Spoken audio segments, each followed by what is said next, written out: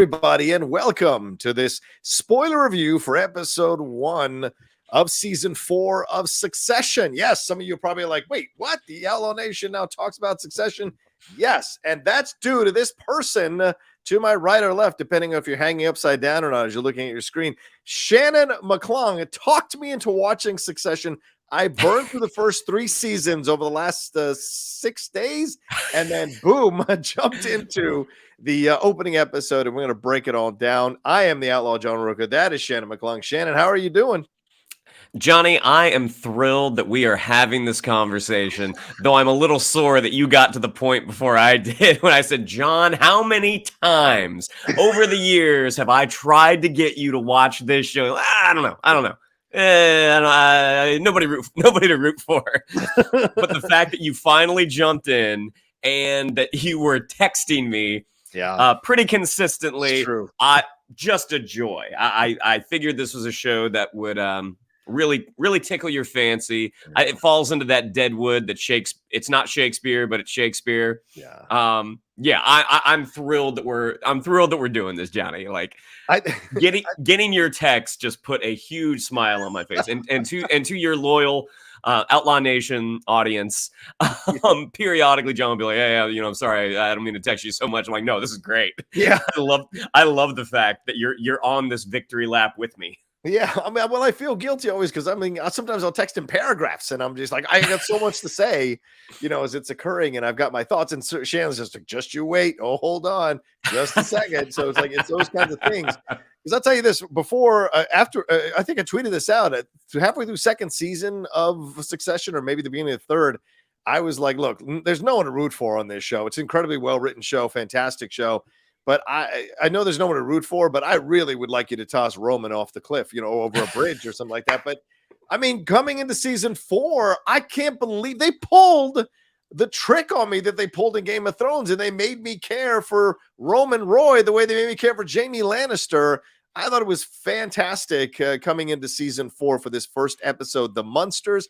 And yeah, like Shannon said, I powered through it. It wasn't easy to stay in the world of the Roys over 6 days, man. You have to take a lot of showers. It's a lot to get into, but it's also an incredibly smart show that, while it elevates a certain right-wing spectrum point of view, it also criticizes it, makes fun of it, while also criticizing the left point of view through the Pierces. And that's who we have making a return here in this first episode, called The Munsters.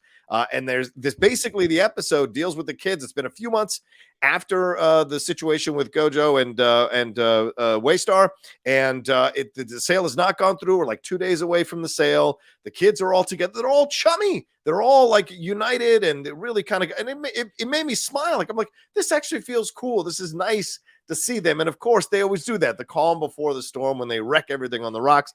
And they're coming together to create a new thing called the 100, which feels very similar to Volter, which is what Jaime had, or Ken brought on in the first season, I think, before he had to gut it after his dad made him do it. And so, yeah, but then, of course, because they're not really built to build something from scratch, the second the Pierce things come, the Pierce network comes available here, they want to go get it. Essentially, they're CNN. They want to go buy it underneath their father's wishes, and it launches a bidding war, which lasts throughout the episode until at the end, the kids say 10 billion and get it, and Logan is left watching late night TV, calling Sid and bitching her out about the new guy hosting the shows, basically mirroring the Fox News, OANN or Newsmax approach to things. So, Shannon, what an interesting episode, very long episode. Your thoughts overall on the Munsters here to open season 4? I mean, as you said, the writing in this show is just incredible. Now, I do not understand the financials of business at all, but they don't dumb it down for you. Like, there's a frozen caveman. Your ways are weird. Right. They dumb it down. They use the terminology, but they do whittle it down. So if you're not really familiar with this sort of, complex vocabulary, you know enough to understand what's going on. And a lot of that is not just the writing, like Jesse Armstrong, the creator, and his team. They have done such a fantastic job, but also the performances, like across the board. This is one of the best casts on TV. And it's not a shock that every Emmys, every Golden Globes, that they're in contention. They're always in the conversation. What's so fantastic about the show is, despite the fact that you do have these 3 siblings, really 4 siblings, with Connor and Alan Ruck. He's kind of out on an island by himself. But when you do see the 3 kids, Shiv, Roman, and Kendall, there is not hostility is probably not the right word, but there is just sort of this incessant taking down a peg. Their love language is brutal love language. It is brutal love language, man. It is ball busting to the extreme. I mean, it is just, if there is an opening, they take it. But even when, like, as this episode starts and we see the 3 of them huddled up working on the 100, there is a change. Like, after the finale of 3, where Tom, did sort of the ultimate betrayal. The Tom betrayal. Yes, good point, Shannon. Yes. You see the 3 of them, there is a difference. I mean, when Kendall confessed to Shiv and Roman about the kid from season 1 that he is taking responsibility for, but Kendall's just kind of like, or not Kendall, Roman's like, it sounds like you saved the kid. You tried to save him to me. The real tragedy is I had to wait 45 minutes for a gin and tonic. Like, these are terrible people, but at the same time, you do see that they have developed this closeness as they're trying to build something on their own. And even just the moment that, they trade, not quite as harsh an insult as they have in the past, where Roman says, Shiv's face makes him sad or something like that. And then she comes over and gives him a kiss on the cheek. And so it's like, okay, they have sort of realigned with each other and be like, all right, the 3 of us are together. We're going to do a thing on our own. And it seems like they don't even want to mess with their dad. He's selling Waystar. Right. They don't want anything to do with him.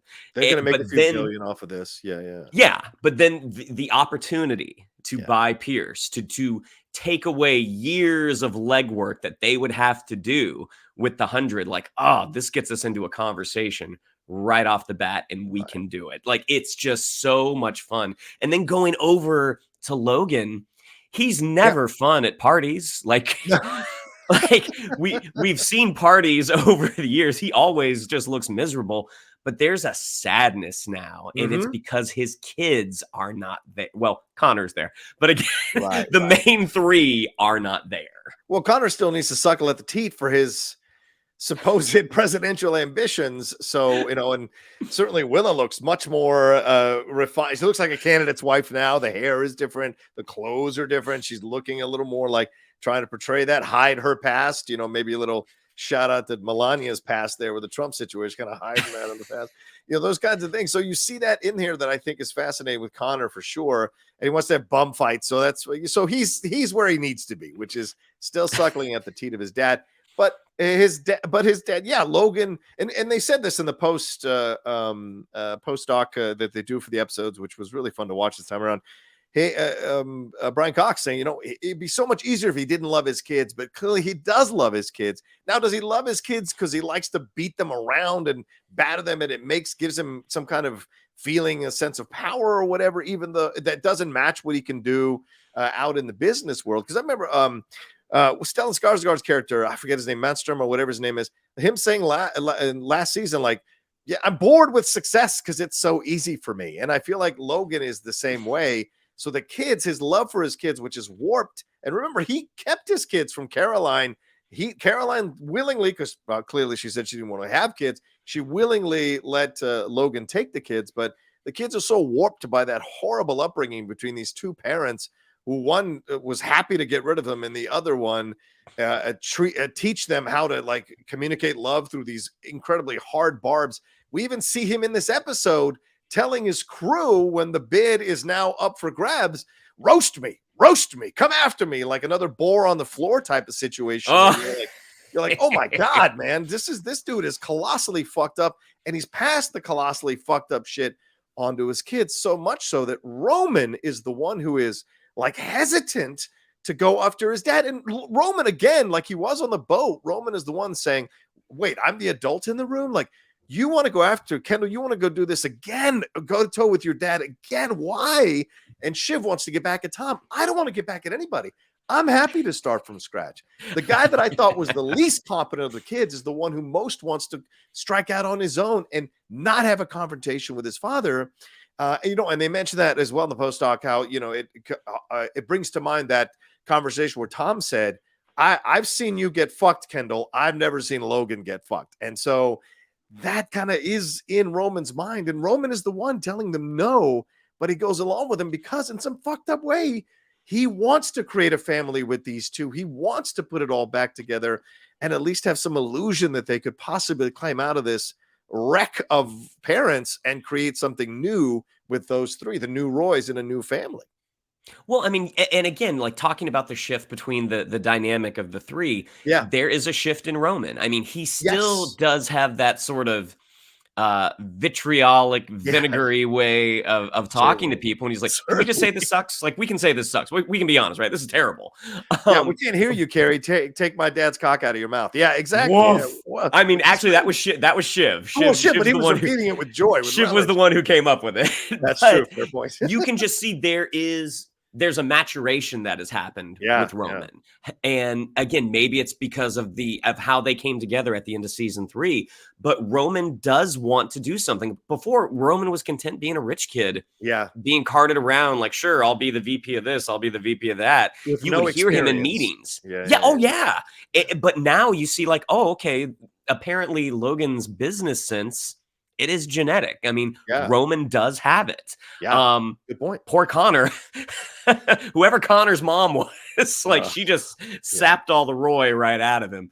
But again, the performances of everyone in the show is just it's so captivating. And the dialogue is just so snappy. I mean, I remember watching the pilot of this show being like, I don't know if I'm going to get through this. Like, this is being fed to me on a very attractive plate. But I don't know if my my palate is as complex as it needs to be to appreciate it.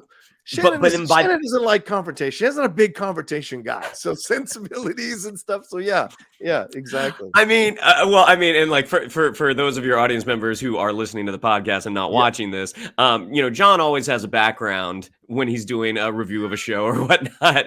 And for this, he not only has the Succession, the Roys in the background, he's in the place of Brian Cox right now. I don't think, Brian Cox is in the center, but I think John picked that background very deliberately. I'm totally sitting in front of the television late at night yelling at the television for sure. Yeah. If I could call people up, I would. You make an excellent points here, Shannon, for sure. And this was a really interesting episode. I've seen a little bit of criticism online that, okay, here we go again with the Roys battling their dad, Kendall versus his dad again. But I think it's different this time because the dynamic is the three of them are together, which is what Kendall tried to do all of last season. He tried to bring them together to go against their father because he knew they could do it. They could put it together. If they all came together, they could kneecap their dad. But all that shit needed to go down at the end of the last season for them to finally come on to Kendall's side and come together. When they're not necessarily following Kendall's lead, but they're all coming together to go after their father. I mean, Roman had to send that dick pic accidentally to his dad, and which was a fucking great scene.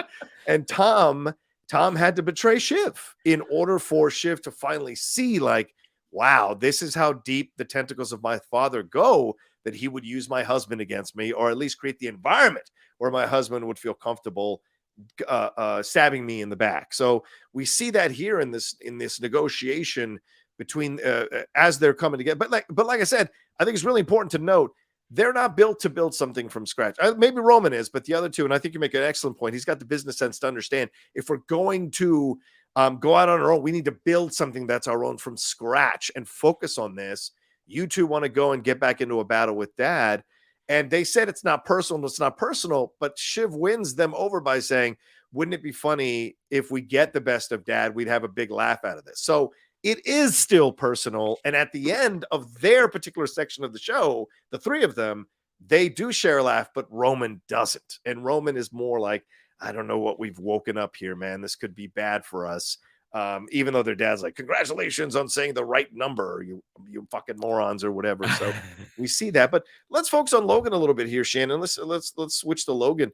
An interesting journey for him, as you mentioned earlier, him missing his kids, him, like not enjoying the birthday party. He hated birthday parties. And a birthday party is very similar a little bit to Kendall's birthday party in that it's like neither one of them were happy at either of their birthday parties. But he escapes and he goes off with Colin and he sits there at the diner. And this is a guy, as I mentioned in the post-doc, who is not a reflective guy, having a reflective conversation with this dude. And he's like, you're my best pal. You're my guy. You're my number one guy or something like that. And it's talking about like, what is there life after this? What is this all about? And it isn't until so he's basically kind of wandering in a way, in essence, on his own birthday. And it isn't until he gets the news that there's a bid from Carrie to counter his bid that all of a sudden he's alive again. He's like, yeah, let's go. Let's get the war room together. Let's blah, blah, blah. This is what he lives for. And certainly that's such a fucking horrible existence to only be alive when you're trying to destroy other people. And when he finds out it's his kids, it takes on a whole nother level to the point that like, as we mentioned, him doing the roast me stuff, but ends up there at the end, like just an old man sitting on the couch yelling at the television and calling Sid. So what did you think about Logan Roy's journey in this episode? Well, he thrives in conflict. Yeah. I mean, he tells Carrie, like, we've got the sale, we've got the election, we've got Pierce. It's the Alexander the Great. I looked out and I wept for there were no more lands to conquer, no more worlds to conquer. Yeah. And so when you see him at that diner with Colin, where Colin, at least as it's been presented to us, Colin's the only one in Logan's circle who has no ulterior motive. No, he's there to do his job. Yeah. This is an uncomplicated guy. He is a security expert. He's a bodyguard. Mm-hmm. His job is to keep Logan safe. Yep. And Logan understands the simplicity of that. Like, this guy's not trying to get anything else from me. He probably makes a very good living doing a very dangerous job, potentially dangerous job. And, you see like this moment of quiet, Logan really, with everything that happened in season 1, with his hospitalization. Oh yeah, we see a guy who's finally starting to reflect on his own mortality. Yeah, and he starts to think, there's nothing after this. Right. So what should I do with the time that I have left? I've burned a lot of bridges. I have stepped on a lot of people. Yeah. Probably none more than my kids. And it's demonstrated now because they did not come to my birthday. They haven't even called. They haven't reached out. Carrie is the one that calls to try to get them to call and negotiates. Well, maybe I can get him to send you guys a text because then he'll call. And they shut it down. You're right. They won't have any interaction with him on his birthday. Yeah. After what happened at the end of season 3, they're like, they're done. They're done with him. Yeah. And as you said, the moment that he finds out that there's a competing bid for Pierce, that brings him back to life. I mean, this is what I would imagine how folks that have been soldiers for years, who have always been fighting, and that's their world. That's what they know. And when there is no fight left, it's like, what do I do? Yeah. What am I? I think that's why a lot of folks who served in the military come back and go into law enforcement, because it's like, this is the world I know. This is this is familiar to me. Right. So the whole idea that Logan's going to ride into the sunset with all of his money and company, like, it's not going to happen. Like, he will never be satisfied unless he's in a fight. That's a great point you bring up about soldiers coming back. And, having served myself for 8 years, I mean, seeing people come back and fabricating an enemy that they need to fight in order to stay in some mentality of there's a war going on and I need to be a soldier in this war. Yeah. It's amazing how that can corrupt you in your brain. And you see that happening here with Logan for sure. He is built to do that. That is what gives him life. He battled Caroline to get the best terms he could for the divorce. He's battled the kids multiple times. And that's the irony of Logan Roy. Logan Roy bitches that his kids are not more aggressive and assertive and alpha type kids, But the thing is, he has beaten that out of them because every time they try to be alphas, he smacks them down. So it's mixed messages. So he wants them to do the thing that he beats them up for doing. So it's because I think outside of Logan, all of them can conquer whatever thing they want to go into because their upbringing has given them such thick skins that being called certain names. I mean, Shiv wrote a whole letter absolutely demolishing Kendall, and still they're together now, you know, in season 4 to want to take on their dad and start a new company. So this is going to be really, and seeing Logan reflect a little bit, Logan kind of consider things, I think is going to be interesting. Are we opening the door for a Logan redemption, who we've all kind of secretly liked because Brian Cox is such a fantastic fucking actor, you know? And but are we opening the door, as you said, for him to start being like, well, you know, the time I've got left. And yes, he yells at his kids, but that's more a matter of like sore loser type thing. But is he going to be like, God, I'm all by myself. I'm, you know, I have no kids. What do I have left? You know, for all the wars that I've fought, if I've alienated everybody, I'm going to die alone sipping Jello in a fucking house. You know, the end of Cain, or the end of so many of these stories that we hear about, these old people who alienate everybody around them because, or there will be blood, right? Just him in a bowling alley beating the shit out of Eli, you know, and it's just like, this is not the life you want. Having alienated his child, is this the life that he wants? So I wonder if maybe we're opening the door to that, or if he's going to trick them with that and screw them over one last time. I don't know. Let's hit the Nan Pierce of this all, the return of Cherry Jones, who won an Emmy for her role for this character, who is in essence, you know, making fun of liberals. This idea that they're living in this millionaire liberal who's like, oh, I have a headache. I couldn't possibly talk about it. Oh, it's disgusting business to bid on my, oh God, you know, but maybe you could give us a little bit more. And I owe it to my shareholders to get the best price possible and whatever. And so, and I think she gets a special joy out of helping the kids fuck over Logan. So liberal, so you're progressive, you know, as long as she can keep her money and make the most out of it. So what did you think about how this whole sequence went down with the Pierces?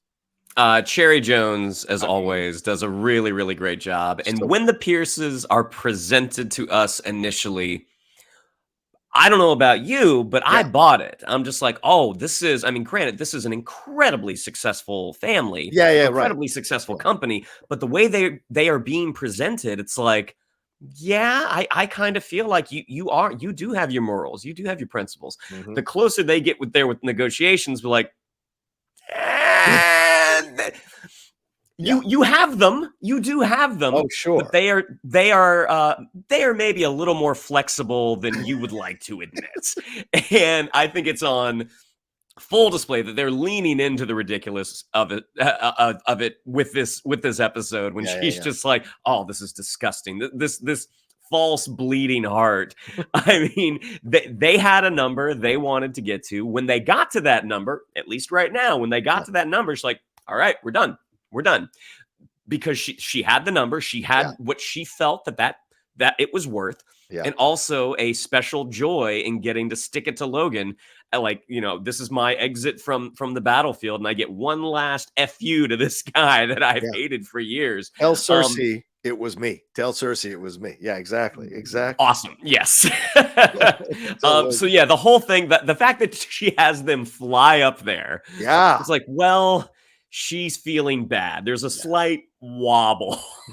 Just, it's so funny. And at this point, even Roman, like, this is the moment Roman of the past would pounce. Yeah. And be like, you had us come up here. This is some bullshit. Get her out here. Right. But now it's like he's learned to lay off the throttle a little bit and be like, okay, great. And when she does finally agree to come out, it's like, great, let's go talk to an old lady about newspapers. Just, again, written so well. I mean, for the complex drama that is being presented, the Succession writers have some of the best senses of humor. I mean, their ability to craft these one-liners, it's, you know, it is just fantastic. I mean, in every episode, there's at least 3 or 4 that I'm like, that I don't know how it came up, but that is genius. Yeah, we're gonna get to one in a little bit. Yeah. So shout out to Jesse Armstrong, Miriam Batty, Jamie Carragher, not the Liverpool Jamie Carragher, I imagine, Nathan Elston for the writing on this, because it's absolutely. Of course, Jesse is the creator of it, but it just biting, fantastic lines delivered. Shannon was right. Like, I normally wouldn't give two shits about a white rich family. Why I could give a shit, but the writing on the show and the acting from Jeremy Strong, Brian Cox, Kieran Culkin, Sarah Snook, all of them, Alan Ruck, all of them just bringing so much interesting pathos to the characters, and also a little bit of vulnerability, even amidst the fucked up nature of all three of them, or all four of them, if you include Brian Cox, of course.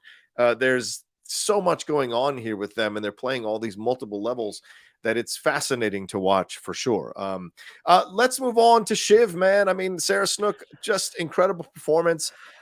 Big news with her recently doing the press tour for the show, talking about how she didn't know the show was going to end until the table read. Everyone else had known, and she didn't know until the table read. And she said it was one of the most emotional experiences of her life because of discovering that the show was over, because this is the last season. But what an interesting journey for her, starting out here with her and Tom. There's, the conversations about him hanging out with Naomi Pierce, him wanting to make sure she doesn't get the wrong idea. And we find out later Tom was clearly pumping Naomi Pierce for information. And then we have the betrayal that we're dealing with from the end of season 3 echoing into this first episode. They're not talking about it necessarily, but clearly there's a separation here between them. Certainly it was instigated, I imagine, by Tom's betrayal. And then the back and forth on the phone, talking about, bidding and whatever. And then at the end, at the apartment with them together, and this idea of Shiv not wanting to revisit the previous battles, her having a little bit of trying to have superiority in the situation.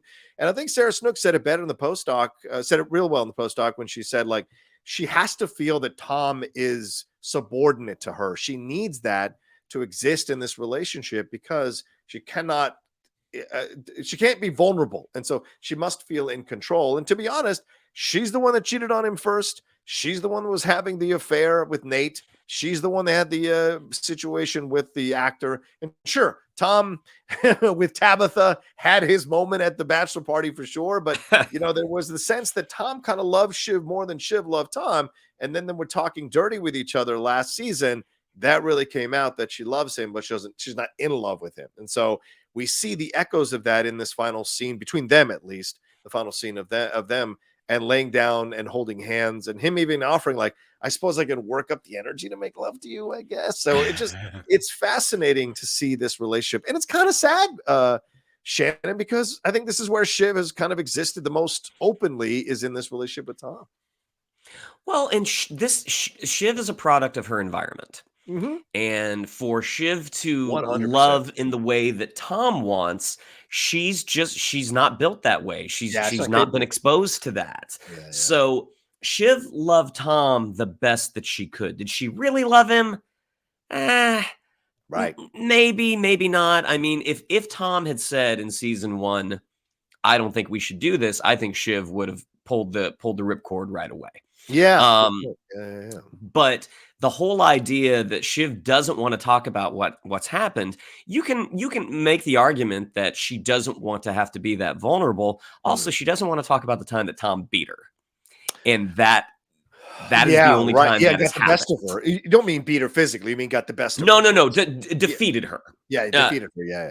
Got one up on her. Yeah. I mean, Tom is a classic example, and this statement has nothing. This is an analogy. I mean, this is not about animal cruelty, but Tom is essentially a beat dog who finally bit. Yeah. And when he bit, I mean, he bit hard. Yeah. So you see that Tom, their whole relationship, Tom has been giving. And granted, this is not to say Tom Wamsgans is a good guy. No, not at all. Yeah, right. He's a shark just like everyone else. He stays alive. Yeah. His relationship from his point of view with Shiv, it is based in love. Like Tom loves Shiv. Right. So then as they were doing sort of that, dirty talking exercise, and his ceiling was kind of saying, fuck you. Right, whereas hers was a lot more creative and a lot more biting. And she had it ready. She had that bullet loaded in the chamber that it's like, this might be actually how you feel about me. Right. And so that's where he felt empowered to warn Logan about what the kids were doing. Yeah. So to see it now, I mean, Shiv obviously in those moments, especially in the apartment, you do see that vulnerability. Yeah. With Tom's different this season as well, because there was a joy that he got from Shiv. Granted, it's in their own screwed up way, but Tom is not, he doesn't quite take the glee taking the piss out of Greg that he used to. Yeah. I think when he does tell Greg, like, you're fucked. And then he's talking about, you know, Greg's date and like kind of having some fun, kind of the gamesmanship that he's done with Greg in the past. Right. But Tom's sad. Tom doesn't want to get divorced, but Tom did. He made the move that he felt that he was going to have to make.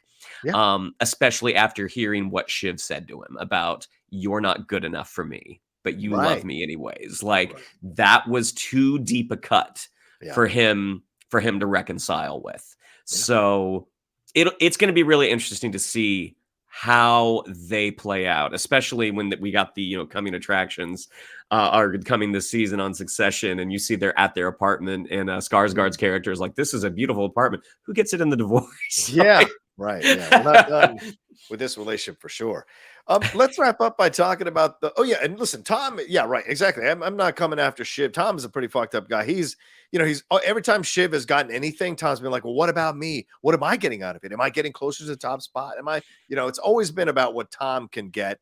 And certainly him and Greg kind of interact because Tom is just a better version of Greg in terms of the fact that he's more willing to stand up for certain things. And Greg likes to play. And let's get into that. Let's wrap up by talking about the Tom-Greg relationship, because I think this is interesting too. Seeing Greg bringing Bridget, who is a Pierce, I think, from what they alluded to here. And she's out there taking pictures at the party and whatever. And she brings the bag. I think I have the lines about the bag. The bag stuff was hilarious when he's talking about, here we go. This is what Tom says. He says, what's even in that bag? Flat shoes for the subway, her lunch pail? I mean, Greg, it's monstrous. It's gargantuan. You could take it camping. You could slide it across the floor after a bake job. That's the one that got me. I had to stop, and I was laughing for like 5 fucking minutes. What a great line. But you're right. Tom is not. Here's Greg with the disgusting brothers, and they were having so much fun with each other last season, and especially at that horrible like CPOC like conference. And they were here in this situation. He's more bitter. He's more disgusted by it. He's more like not wanting to take part. And here's Greg, I had sex with her and, with Bridget, and we did it. And he's trying to get all cool with Tom, which had been their interaction. Remember, Tom had said, I would kill my wife and castrate you and marry you in the Roman thing that he was telling him his story last season when he was like scared about going to prison and all this nonsense. But here, there's a little more, how can I say this? There's a little more prickly ground now between them, where they had seemed like an older brother, younger brother. This is a more treacherous ground they're walking with Greg. And then he tells them that Logan has CCTV, which is a lie. And in essence, forces Greg to go out there and admit he said, you just made him a sex tape, and Logan uses that later. Like, who wants to smell Greg's finger? Yeah, Greg's finger or whatever. So, but you see that their relationship, and Greg is such he's sometimes the most irritating character for me, because he will conveniently play the all shucks dummy angle when he needs to, and then pull blackmail material when he needs to. So, and there he is, like he was begging to date, what's her name? Fombury? Is that her name, from the publicist from last season? And then she was like the party planner or something, right? Publicist with Kendall. And then he makes the moves on the Contessa, and at the wedding, he's in between both, playing them both with both sides. And that's Greg for you. He stands for nothing. And he goes either way. And occasionally he'll make a move, like when he left his grandfather. But then when he was going in front of Congress, he's immediately like, oh shit, I'm gonna go to jail because I can't. So he's a spineless guy, but a fascinating character within this world that he's gotten to this position. So let's wrap up by what do you think about the Tom and Greg situation here? Well, I love Cousin Greg. Cousin Greg makes me laugh I don't understand so much. Because I don't think it's all an act. I do think he has the tools that you're talking about, but I don't think he has the ability to articulate them. See his testimony in front of Congress. Pierce. I mean, that's a fair point. The funny thing with Greg is he finally feels like, oh, like, and maybe in the intervening months between seasons 3 and seasons 4, maybe they did kind of bond. I mean, I think Greg thinks of Tom as Tom's my friend. Yeah. Tom's going to look out for me. Yeah. And to a point, Tom will. But if it gets to the point where Tom is in danger, Greg's the first person, you know, he'll throw in front of a bus. Yeah. You know, the whole way that the kids found out about Pierce is because Tom called Shiv saying, hey, if you see something about this, you know, there's nothing to it. Tom wanted to stick it to Shiv a little bit. The kids then get tipped off that Logan's trying to buy Pierce. And then it's Greg saying, hey, disgusting brothers, you know, we just, you know, we had sex. And he's like, you know what? Let me get Logan onto this. And then Logan won't be able to track down who was the one who kind of tipped the kids off to Pierce. So Tom is looking out for Tom. The whole thing with Greg, I mean, after James Cromwell, who is Brian Cox and James Cromwell as siblings, to me, is just fantastic. Yeah, but after he finds out that he's given all of his inheritance to Greenpeace, that Greg is now in survivor mode. So he's looking for allies, and he has an ally in Tom for the moment. So he's going to do everything he can to hold on to it. And it seems like, again, in the separation between the two seasons, it's gone well enough for him to kind of fire back at Carrie at the beginning to say, I'm a cousin. I'm almost a child. Like, I get to bring a date. Yeah. So, yeah, I mean, Greg, I think Greg is so funny. And watching Nicholas Braun for an excuse or for an answer, anytime Brian Cox yells at him that, what? I just get so... I think he's like 6'6" in real life, 6'6", 6'7". Like, he's a giant. Yeah. Watching a man of that stature wither under the booming voice of Logan Roy is just so delightful for me. Yeah, agreed. And like I said, Tom is essentially a more experienced version of Greg, because Tom's sitting on the couch with Logan trying to say, like, yeah, but if I divorce your daughter, well, I still have my status in the company. Like, that's something Greg would do. That's why those two guys interact, man. They're both kind of whatever they need to say or do to stay in the position that they're in. And they're shameless about it. Absolutely, utterly shameless about it. You know, so just fascinating stuff here, because they would like to succeed themselves. And maybe, you know, I mean, it would be hilarious if at the end, Tom is the one standing atop the Logan Empire, because Tom is the one from the first episode on who had been kind of slowly talking about possibly, oh, not me, I would never angle. I'm a loyal soldier, but slowly but surely talking about, you know, sitting atop the pile and running that thing. So don't be surprised if we're fucking seeing Tom up there for sure. All right, well, there you go. Any final words, Shannon, as we wrap up the spoiler review real quick? No, man, I'm thrilled that we're doing this, because generally when we do reviews of shows, I try to watch the episode at least twice. And in the past, Succession, I've only been able to watch once because I had to watch something else twice to review a show with you. So the fact that I get to watch Succession again, I watch it with my wife on Sunday nights, and then I'm going to watch it on Monday morning before we chat. This is a joy. Ditto. I love it. All right. Well, there we go. Yeah, and I think this is a fantastic start to the season. We'll see where this goes. Certainly, if you saw the trailer for the rest of the season, there's a lot of moving parts in this, and there's going to be a lot of fun twists and turns in the storylines here, and some brutal moments, I imagine, combined with some incredible moments as well. So get ready for this ride as we end the season, as we end Succession with this final season. And we will be here to review every episode here on the Outlaw Nation. So thank you all so much for joining us. Shannon, where can they find you? Yeah, you can see me every week on the Geek Buddies with Mr. John Rocha and Mr. Michael Vogel as well. We have our regular show. We're also reviewing The Mandalorian. And you can follow me on social media, on Twitter at Shannon_McClung, and on Instagram at Shannon the Geek Buddy. And for me, you can follow me at The Rocha Says on Twitter, Instagram, and TikTok. Hey, remember to subscribe to the channel down below. You know, I got that crazy idea, my own Succession, to hit 50,000 subscribers by the end of the year. Help me do that. Hit that subscribe button, hit that bell button.